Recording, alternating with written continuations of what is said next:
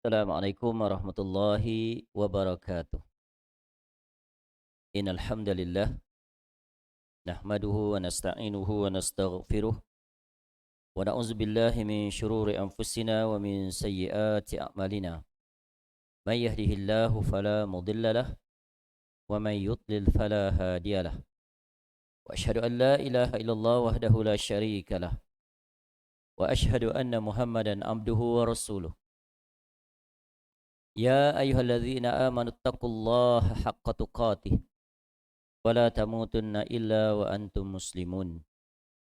يا أيها الناس اتقوا ربكم الذي خلقكم من نفس واحدة وخلق منها زوجها وبث منهما رجالا كثيرا ونساء واتقوا الله الذي تساءلون به والأرحام إن الله كان عليكم رقيبا يا أيها الذين آمنوا اتقوا الله وقولوا قولا سديدا يصلح لكم أعمالكم ويغفر لكم ذنوبكم ومن يطع الله ورسوله فقد فاز فوزا عظيما أما بعد فإن أصدق الحديث كتاب الله وخير الهدي هدي محمد صلى الله عليه وسلم وشر الأمور محدثاتها وكل محدثة بدعة وكل بدعة ضلالة وكل ضلالة في النار.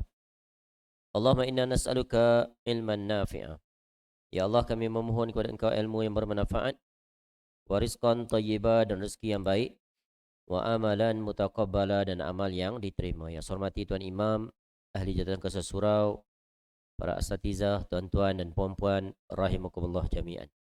Alhamdulillah, namanya kita bersyukur kepada Allah Subhanahu wa taala dipertemukan kembali kita pada malam ini untuk giliran saya menyampaikan kuliah maghrib dengan mengambil faedah daripada sebuah kitab yang bertajuk Lebih dari 1000 Amalan Sunnah dalam Sehari Semalam, yang disusun oleh Khalid Al-Husainan hafizahullahu taala, sebuah kitab yang memuatkan beberapa, ya, amalan-amalan yang dilakukan oleh Nabi sallallahu alaihi wasallam dalam kesehariannya, agar kita sebagai umat yang mengakui menyintainya, mempelajarinya, dan berusaha untuk mengamalkannya.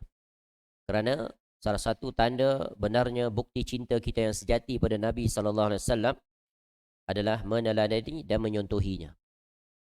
Maka seseorang itu tidak akan dinamakan sebagai seorang yang menyintai dan menyayangi seseorang kalau dia tidak berusaha untuk mencontohinya. Apatah lagi, ya, pribadi yang kita diperintahkan untuk mencontohinya tak lain dan tak bukan adalah pribadi yang agung, iaitu Nabi sallallahu alaihi wasallam. Allah Taala memperingatkan kita di dalam surah Al-Imran, surah yang ketiga ayat 31. Qul in kuntum tuhibbunallah fattabi'uni yuhibbukumullah wa yaghfir lakum dzunubakum wallahu ghafurur rahim. Katakanlah wahai Muhammad, ya, Allah perintahkan Nabi sallallahu alaihi wasallam untuk menyampaikan, ya, firman ini, yaitu jika kamu menyintai Allah, maka hendaklah kamu ikut aku. Bukti benarnya seorang hamba itu menyintai Allah Taala adalah dengan mengikuti Rasulullah sallallahu alaihi wasallam. Apa natijahnya yang akan dia raih? Yaitu dia akan mendapat kecintaan dan pengampunan daripada Allah. Dan Allah menjelaskan dia Maha Pengampun lagi Maha Penyayang. Seorang hamba akan meraih kebahagiaan hakiki di dunia, apatah lagi di negeri akhirat, apabila dia meraih kecintaan dan keampunan daripada Allah. Barang siapa yang meraih dua perkara ini, maka itu lebih baik daripada dunia dan seisinya, dan di negeri akhirat dia pasti akan dimasukkan ke dalam syurga. Ya, tetapi persoalannya sejauh mana telah kita telah membuktikan benarnya cinta kita kepada Nabi sallallahu alaihi wasallam. Maka buku ini memberikan panduan, jalan, cara. Maka besar sekali faedah buku ini, telah memudah dan melorongkan kita untuk mengetahui apa sajakah dia amalan-amalan Nabi sallallahu alaihi wasallam yang hendaknya kita berjalan dengannya. Itu sebagai mukadimah ulang kaji. Sekarang kita masuk tajuk. Kita masih berada pada tajuk yang dimulai dari muka surat 85, iaitu sunnah-sunnah yang diucapkan ketika pagi dan petang. Yang Nabi sallallahu alaihi wasallam menunjukkan kepada kita bagaimana cara, ya, tempat, bilangan dan ucapan di dalam seseorang mengingati Allah Taala. Dan kita hendaklah ingat kita telah dicukupkan Dalam apa saja hal yang terkait dengan ibadah, semuanya Nabi sallallahu alaihi wasallam telah sampaikan.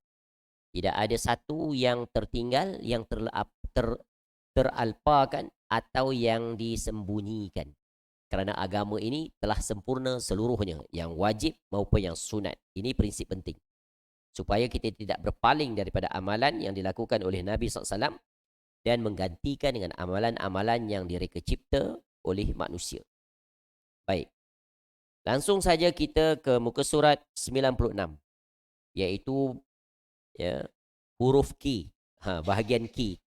Sebelum ini kita berhenti pada penjelasan tentang zikir pada bahagian J. Iaitu hendaklah seorang mengucapkan Ya Hayyu Ya Qayyum birahmatika astaghith aslih li sya'ni kullahu wa la takilni ila nafsi tarfata ain. Ini adalah ucapan permohonan yang sangat penting. Apatah lagi kita hidup di zaman sekarang, berada pada situasi ya banyaknya syubhat, kesamaran dalam agama dan syubhat dalam urusan dunia. Sehingga manusia tak peduli lagi hartanya halal atau haram. Syubhat dalam agama. Sehingga banyak perkara-perkara yang di atas namakan agama padahal ia bukan agama, dan banyak manusia beramal dan berletih payah dalamnya. Padahal ia bukan daripada syariat agama ini. Jadi doa ini hafalkan. Ya, hafalkan doa ini yang bermaksud, wahai Rabb yang maha hidup, wahai Rabb yang berdiri sendiri. Dengan rahmatmu aku meminta pertolongan. Perbaikilah segala urusanku.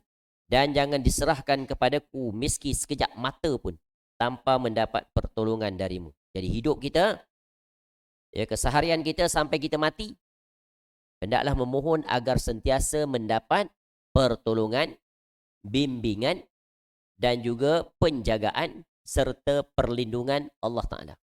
Yang mana seluruhnya boleh disimpulkan dalam satu kalimah. La hawla wa la quwwata illa billah. Ni hendaklah jadi zikir harian kita. Baik, sekarang kita masuk pada zikir seterusnya untuk malam ini.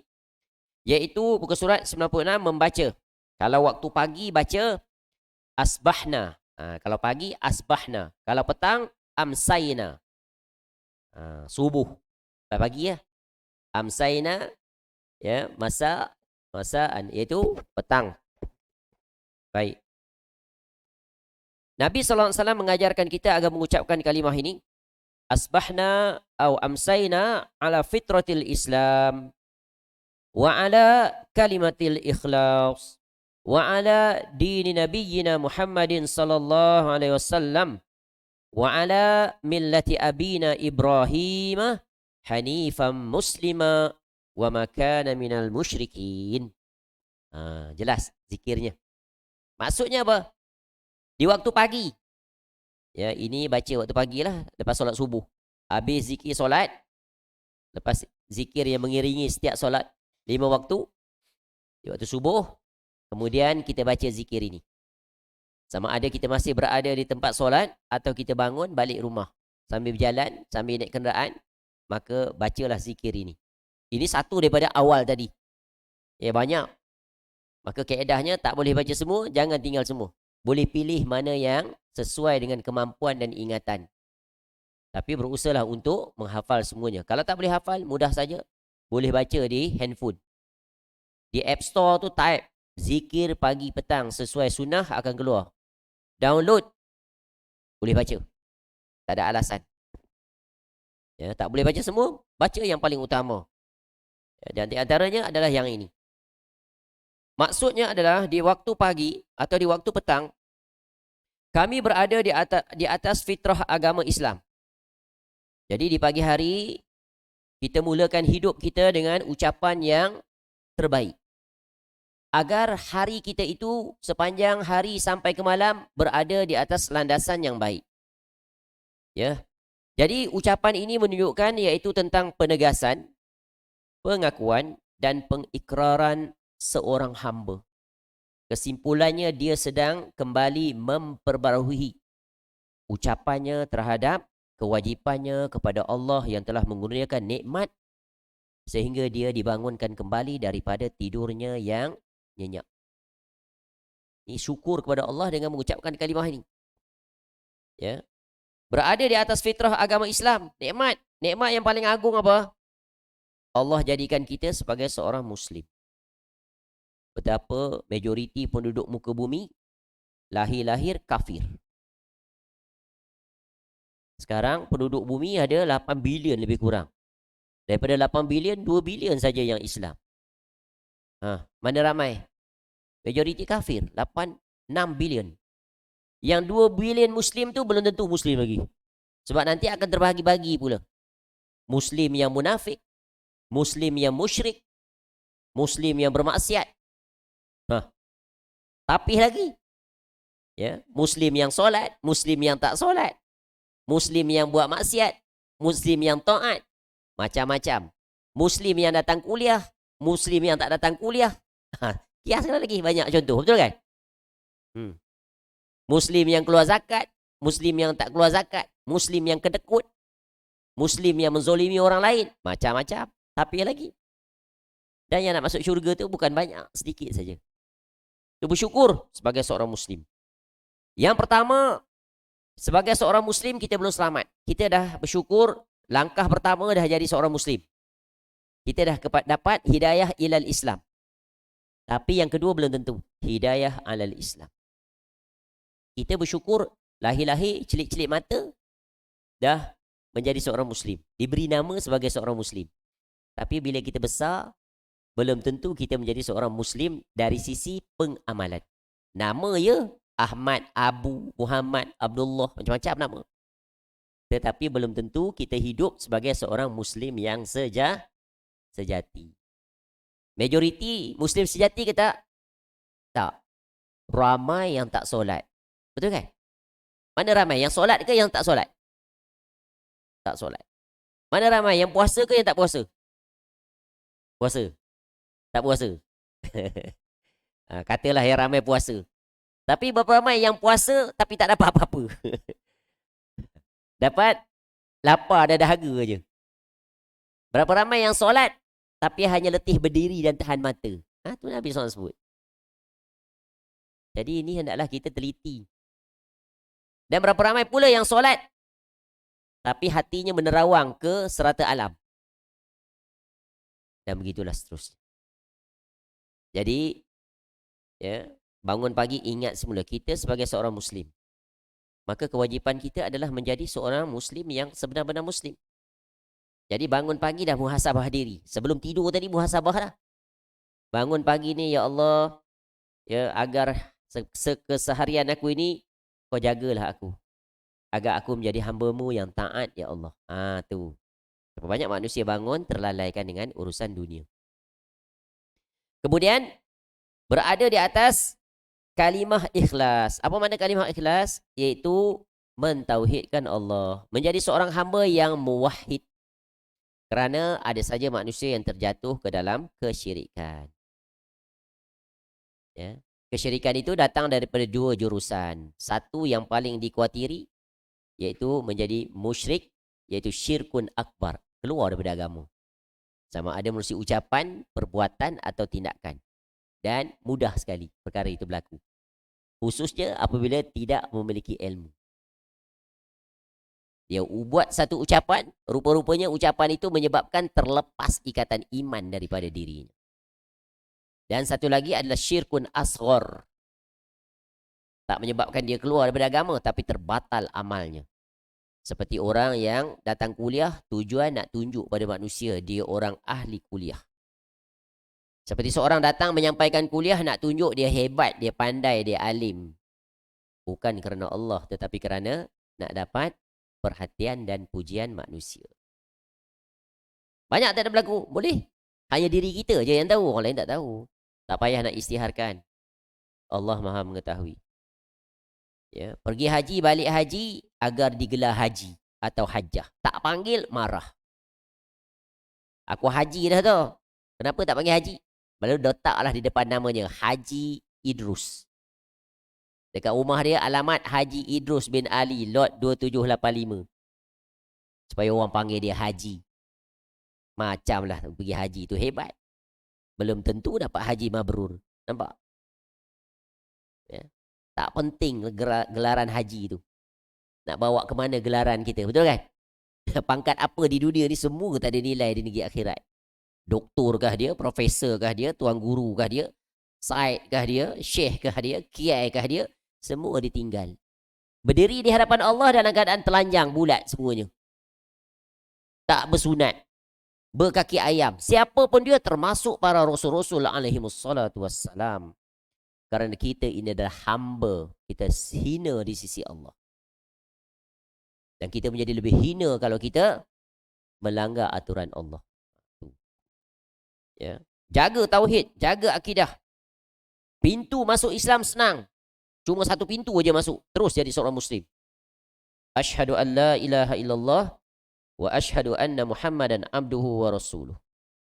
Aku bersaksi bahawa tiada ilah yang berhak diibadahi dengan benar melainkan Allah, dan aku bersaksi bahawa Muhammad sallallahu alaihi wasallam adalah seorang hamba dan seorang rasul. You are Muslim. Tak payah register pun automatik dalam Islam. Cuma dokumentasi aja perlu pergi daftar. Kalau mati waktu itu belum sempat dokumentasi Islam dia. Walaupun dikuburkan di perkuburan orang kafir. Tapi pintu untuk keluar daripada Islam itu tak terhitung. Tak terhitung. Banyak pintu untuk dia keluar. Ucapan, perbuatan, tindakan. Sebab itu kena jaga tauhid. Ya. Jadi, seorang tak akan selamat melainkan dia belajar tentang ilmu yang terkait tentang pembatal-pembatal keislaman. Sebab itu kalimah tadi tu, syahadah tu kena belajar 5 perkara. 5 perkara. Rukun Islam yang pertama apa tuan-tuan? Syahadah, betul kan? Syahadatain tadi. Yang kedua apa? Solat. Yang ketiga apa? Puasa. Yang keempat, zakat. Yang kelima, haji. Dalam 5 ni, yang mana penentu untuk masuk syurga? Puasa ke, solat ke, zakat ke, haji ke, yang mula-mula ni, syahadah. Syahadah. Walaupun seumur hidup 4 dia tak pernah buat. Tapi satu ni dia jaga. Dia tetap mengakui engkau adalah Rabbku ya Allah. Ya, tapi nak buat macam mana, aku lemah. Sering melanggar perintahmu ya Allah. Tapi aku tetap akur engkau adalah Rabb. Aku sekali-kali tak akan syirikkan, tak akan letak engkau sejajar dengan makhluk. Masuk syurga dia. Terserah pada masyiah Allah. Ya, timbang mana amal lebih berat. Beratnya dosa dan maksiat, masuk neraka untuk tempoh yang Allah tetapkan. Yang kedua, boleh saja Allah ampunkan dosa dia. Ya, barangkali kita terkejut tengok, dulu dia nampak macam ahli neraka lah. Surau masjid tak pernah datang. Tengok-tengok masuk syurga dulu pada kita. Sebab apa? Sebab jalan pengampunan Allah itu terhadap hambanya ada 10 jalan. Banyak. Sejahat apa pun, dia tetap ada peluang masuk syurga. Satu, barangkali dia pernah membaca Sayyidul Istighfar. Barang siapa yang baca Sayyidul Istighfar, lepas dia baca itu dia mati, dijamin masuk syurga. Atau istighfar saja. Barangkali pernah tengah-tengah malam dia bangun, ya Allah, jahatnya lah aku. Lemahnya iman aku. Ampunlah ya Allah. Orang yang bermaksiat, ya, dia istighfar lebih baik daripada orang yang taat tapi tak pernah beristighfar kepada Allah. Dan dia rasa dia ahli syurga dah. Aku alim dah ni. Ahli kuliah ni. Tak pernah miss. Kau tahu tak, sejak surau ni dibuka sampai sekarang, akulah orang yang di antaranya pendatang yang paling tetap. Buat pengisytiharan. Orang tanya mesti tak. Itu penyakit. Penyakit yang berbahaya. Nampak? Sepanjang umur tak pernah istighfar. Barangkali dia pernah bertaubat. Tak pernah juga bertaubat. Dia ada buat kebaikan. Satu je kebaikan. Sebab kebaikan itu Allah bagi rahmat pada dia. Jadi jangan remehkan perbuatan kebaikan. Ada orang masuk syurga disebabkan satu kebaikan. Yang lain jahat. Seperti wanita pelacur. Bagi minum seekor anjing. Allah ampunkan dosa dia. Masuk syurga. Tapi jangan salah faham. Oh, kalau begitu tak apalah. Tak solat tak apa. Masuk syurga juga. Kalau begitu memang masuk neraka. Sebab dia mempermain-mainkan. Dia tak takut pada Allah. Ni semua ni ada sifat takut. Sifat takut dia menyelamatkan dia. Bila seorang hilang sifat takut, berbahaya. Ya. Tak dapat juga al-hasanat. Jahatnya amat. Ada lagi yang keempat. Syafaat ketika orang solat jenazah untuk dia. Ada 40 atau 70 atau 100 yang ikhlas benar tauhid, Allah ampunkan dia. Tak dapat juga. Waktu solat jenazah, jahat sungguh dia ni. Macam mana terpaksa juga sebab syariat kena solat jenazah untuk dia. Tak ada kebaikan. Marah sangat orang pada dia. Ada lagi jalan kelima nak dapat ampunan. Apa dia? Iaitu doa orang hidup untuk dia. Betul kan? Kita doa untuk dia.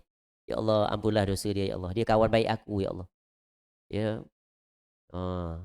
Aku dah hajak dia macam-macam, tapi aku sayang dia sebab dia kawan aku. Dia seorang Muslim. Ampunlah dosa dia. Sebab tu Allah ampun dia. 6, 7, 8, ada lagi. Tapi kemuncak. Semua 9 dia tak dapat. Memang tak ada harapan dia. Ada satu lagi satu. Siapa yang boleh menghalang Allah Ta'ala yang maha pengampun? Ha? Betul kan?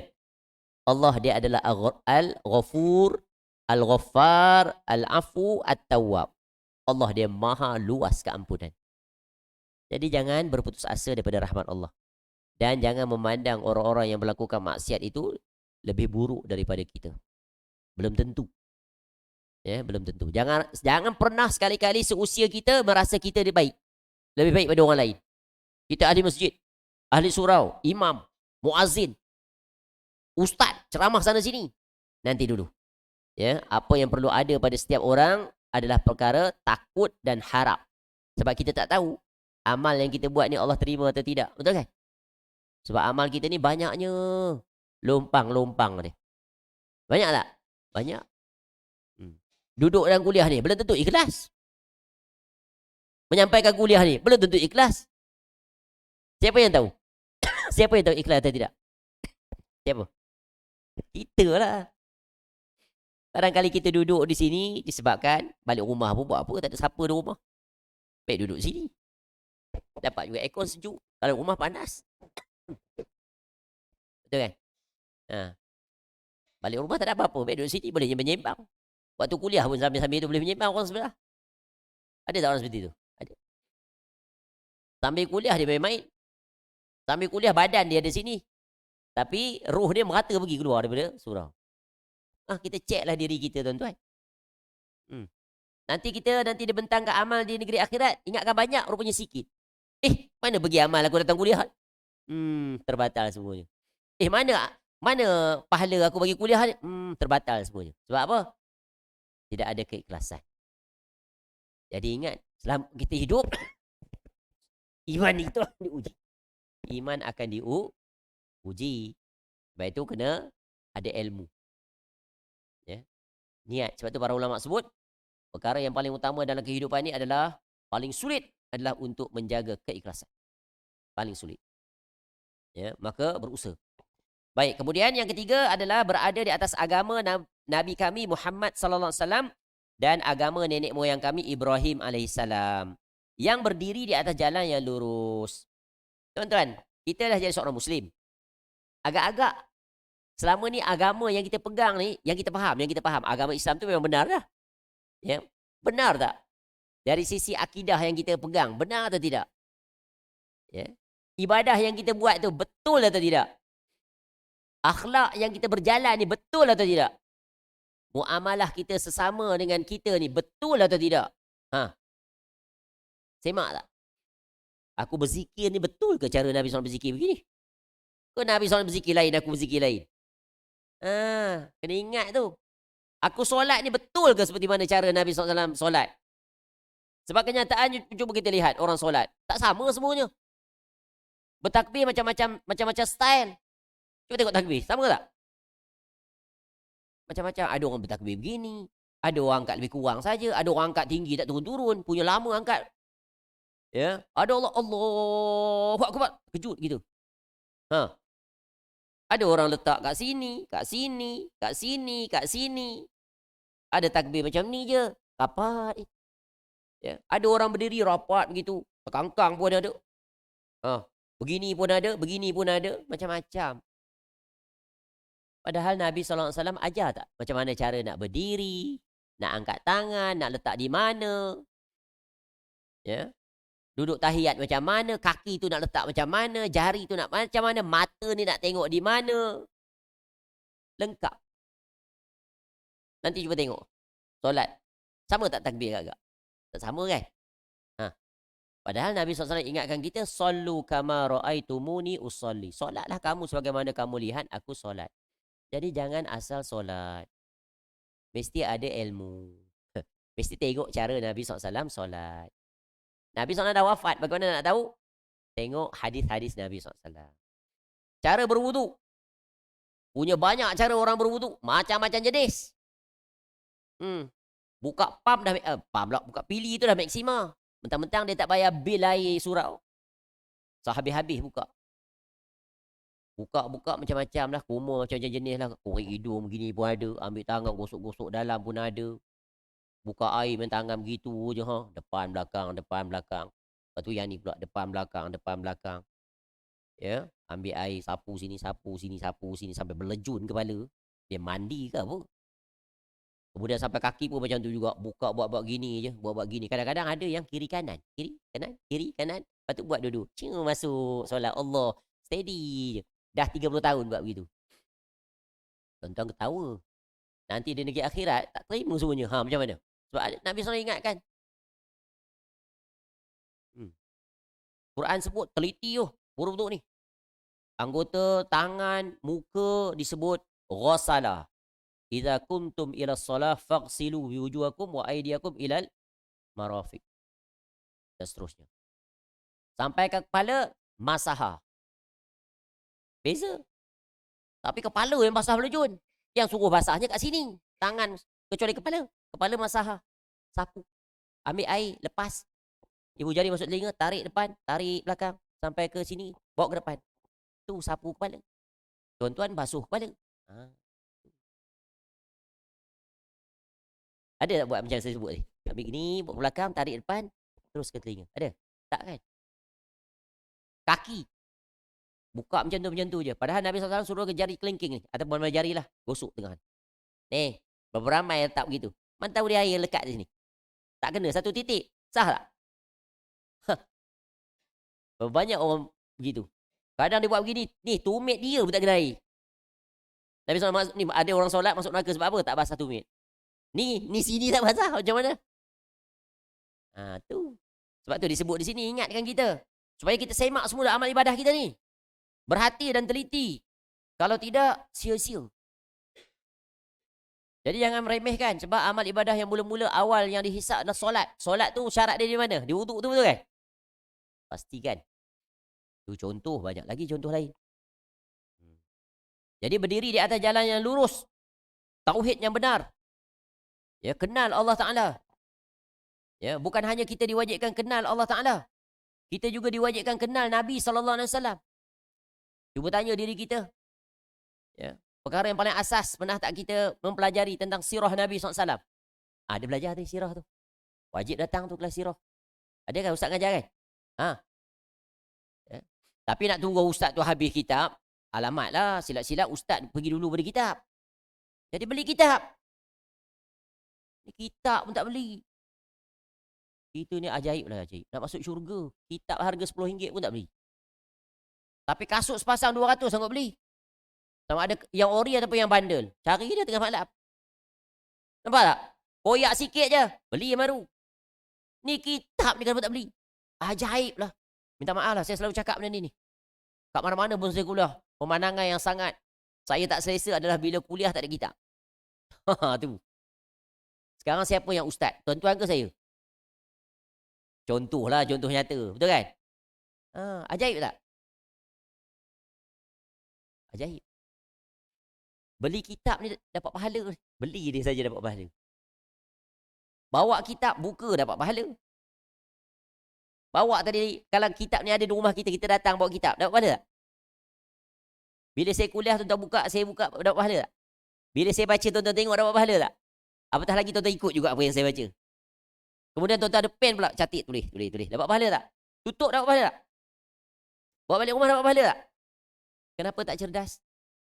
Nak dapat pahala. Senang atau tidak? Susah. Sebab perkara-perkara ghaibiat, pahala dosa hanya dapat ditangkap oleh iman. Tak dapat ditangkap oleh panca indera. Tapi bab dunia boleh tangkap dengan panca indera. Tuan-tuan datang kuliah, saya akan bagi seorang RM50. Agak-agak datang tak? Tunggulah kuliah saya alamatnya. Bukan saya yang bagilah, surau. Ada tamu khas untuk bagi RM50 seorang. Ni tuan-tuan, supaya jangan rugi. Dan kita pasti akan menyesal nanti di negeri akhirat. Kita kena buat perubahan. Datang kuliah ni, bukan kuliah saya, tak semua kuliah tu. Bukan santai-santai, bukan isi masa lapang, bukan. Kerana bukan terperangkap dalam kuliah. Saya dah duduk tak berani nak bangun, dah malu, tak. Tapi kita datang kerana Allah Taala. Kerana Allah perintahkan kita. Ya. Ini adalah keadaan pemandangan yang sangat menyedihkan bagi umat Islam. Bagaimana Allah akan muliakan kita, tuan-tuan? Dalam beragama kita tak sungguh.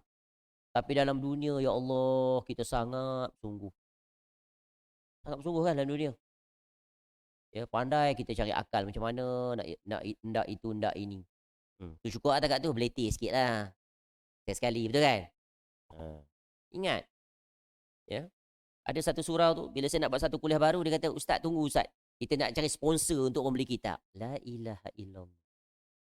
Nak tunggu sponsor. Belilah seorang satu.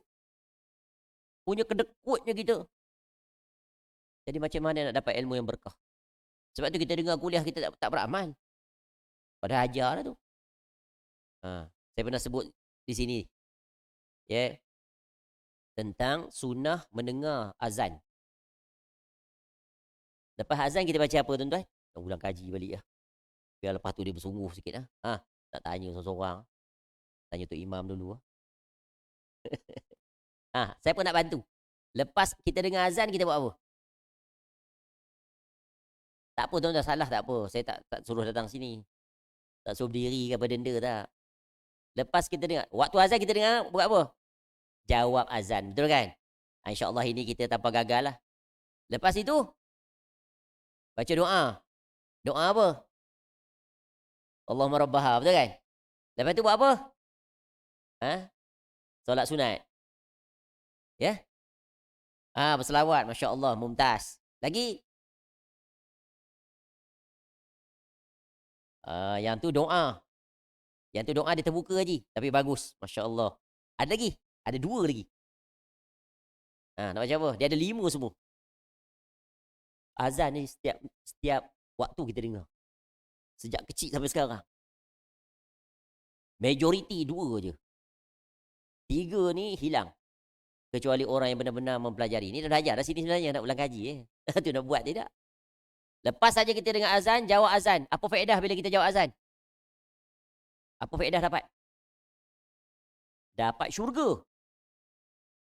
Dapat syurga. Jadi waktu azan, beri perhatian dan jawab. Kemudian yang kedua adalah ucapkan wa ana asyhadu an la ilaha illallah wa asyhadu anna Muhammadan abduhu wa rasuluh. Nampak? Bukan zikir pagi petang dia ada. Di sini pun dia kena baca juga. Kemudian yang ketiga iaitu ucapkan raditu billahi rabba wa bil islami dina wa bi Muhammadin sallallahu alaihi wasallam nabiyya. Yang keempat berselawat pada Nabi SAW. Syekh kita tadi sebut. Yang kelima baca tu Allahumma rabbaha, yang kita lompat tu. Zihdan wa titamah, mohon maka mahmudah al-wasilah untuk Nabi SAW. Barang siapa yang baca ni, maka nanti dapat syafaat Nabi SAW. Barang siapa yang baca raditu billah dan sebagainya tadi, maka akan dapat keampunan, dapat keredaan. Yang kelima, Haji juga sebut tadi, baca doa, apa saja. Sebab dia tempat mustajab doa. Dah dengar lepas ni, balik nanti usahakan. Macam mana nak usaha?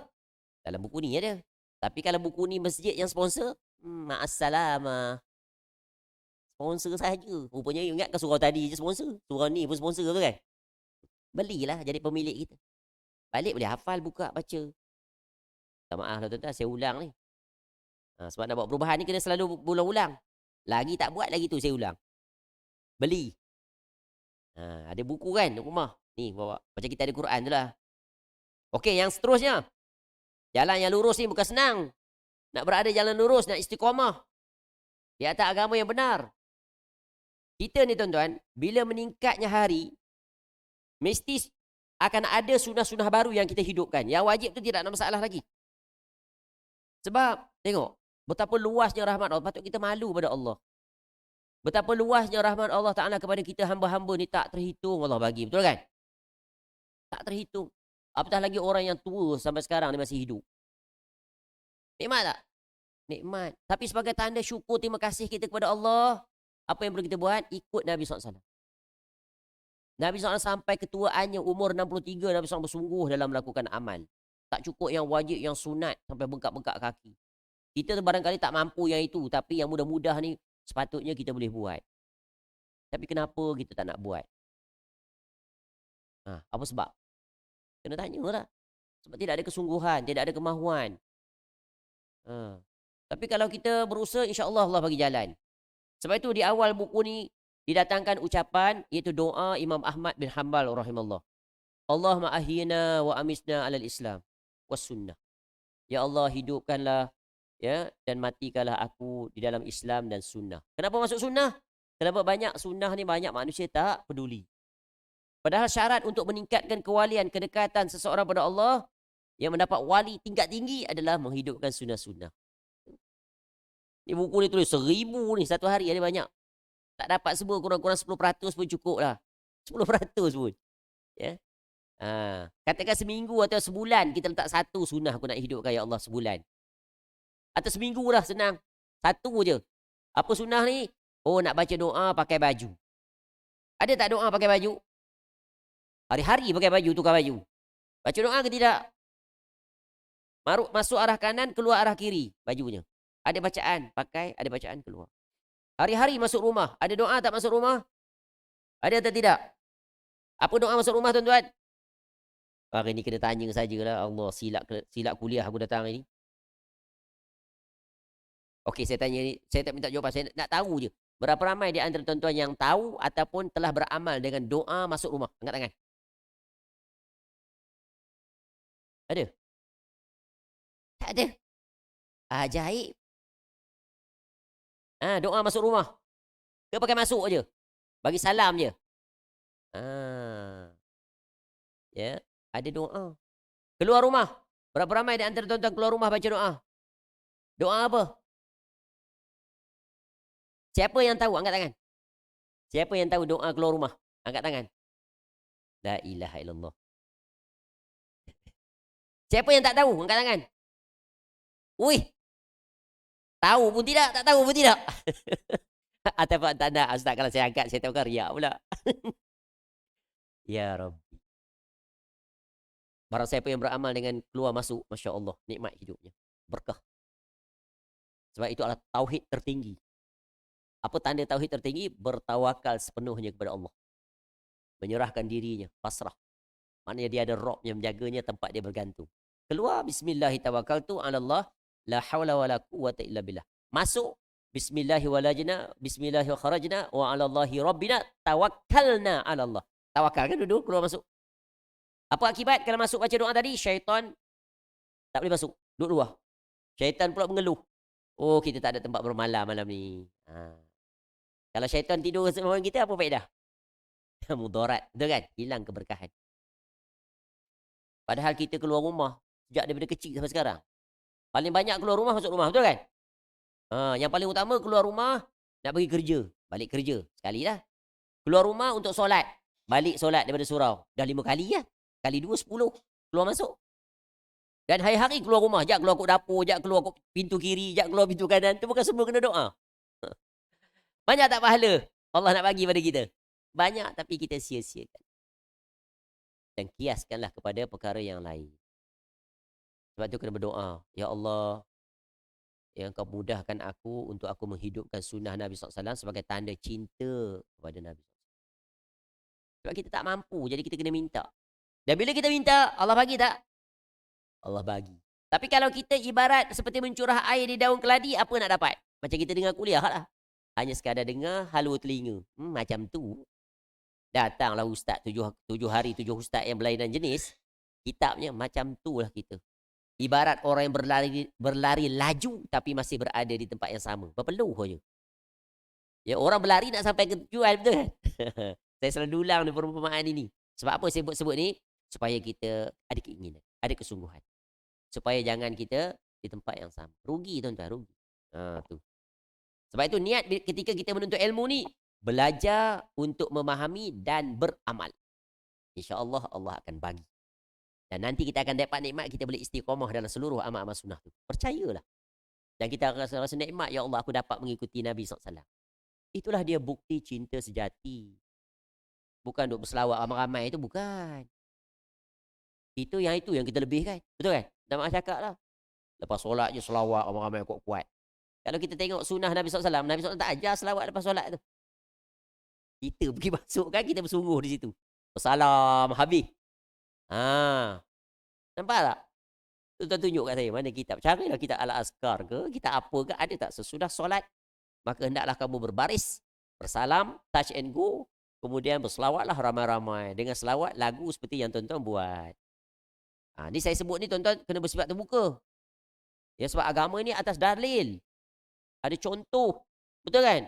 Sebab apa saya nak menyungguhkan tuan-tuan pada ni? Yang dah pasti. Yang memang dah ada, tuan-tuan tinggalkan. Tu kesalahan kita di situ. Tu sunnah. Ingat. Baik, seterusnya. Kat mana tadi? Berserah diri kepada Allah dan tidak tergolong orang musyrik. Seorang Muslim yang sejati adalah, apa dia? Sami'na wa ata'na. Bahasa Inggeris dia kata total submission to Allah commands. Menyerahkan seluruh diri terhadap perintah Allah. Tak berani langsung nak menyelisih. Walaupun apa? Walaupun seinci lah. Seinci banyak sangat. 1 milimeter. Tak berani dia. Copy paste. Tu bukti cinta. Nabi SAW buat begini, kita buat begini. Nabi SAW tak berbuat, kita jangan duk berbuat. Inilah dia bukti yang sebenar cinta pada Nabi SAW. Tapi sulit ni, perkara ni sulit. Kecuali orang-orang yang diberikan ilmu, kefakihan dan iaitu keikhlasan untuk mencontohi Nabi SAW. Inilah nikmat. Sebab tu doa tu tadi, Allahumma ahyina alal Islam was sunnah. Ya Allah, hidupkanlah kami ya di atas Islam dan sunnah. Jadi yang terakhir azan dah. Saya berhenti dah. Sikit je. 1 minit. Boleh Dan tidak tergolong orang musyrik. Tu. Minta supaya jangan jadi orang musyrik. Sebab orang musyrik ke mana begini? Melakukan kesyirikan. Maknanya dia mendapat kemurkaan, khawatir nanti Allah humbankan ke dalam neraka. Sebanyak apa pun amal, kalau terjatuh ke dalam kesyirikan yang menyebabkan terbatal keislaman, sia-sia. Jadi sebab itulah hendaklah kita berusaha ya bersungguh-sungguh menjaga amal kita ya dan berharap kepada Allah agar Allah terima seluruh amal kita. Jadi tuan-tuan dan puan-puan rahimakumullah jami'an, ya marilah sementara Allah bagi kita usia dan kesempatan, hendaklah kita bersungguh-sungguh dalam melakukan ketaatan pada Allah. Ya, kita telah mampu melakukan dan menjaga yang wajib. Maka apa salahnya dengan usia kita terutamanya di usia tua ini, kita bersungguh untuk menghidupkan sunnah Nabi SAW yang telah kita pelajari. Tak boleh buat semua, jangan tinggalkan semua. Dalam urusan akhirat, hendaklah lebih bersungguh daripada urusan dunia. Jangan diterbalikkan. Jangan sekali-kali diterbalikkan. Kerana syurga itu mahal sekali harganya. Semoga Allah Ta'ala memudahkan kita untuk melaksanakan apa yang kita pelajari. Dan semoga Allah menerima amal-amal kita. Dan Allah menghimpunkan kita kesemuanya nanti di negeri akhirat. Ya, di dalam syurga Firdaus bersama dengan Rasulullah SAW. Ma'alladzina an'amta alaihim minan nabiyyin was-siddiqin wasyuhada'i was-salihin. Wa hasuna ulaika rafiqa. Amin ya rabbal alamin. Subhanakallahumma wa bihamdika asyhadu an la ilaha illa anta astaghfiruka wa atubu ilaik. Wa sallallahu ala nabiyyina Muhammad wa ala alihi wa sahbihi wasallam. Wa akhiru da'wana anil hamdulillahi rabbil alamin. Assalamualaikum warahmatullahi wabarakatuh.